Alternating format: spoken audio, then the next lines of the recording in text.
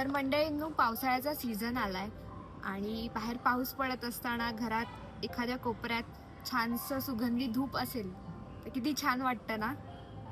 तर आता मी धूप बनवते.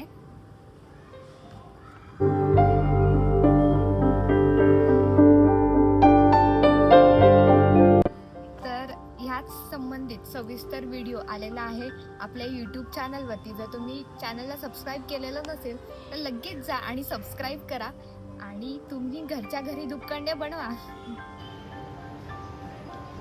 तर अशा बनवल्या आम्ही धूपकांड्या.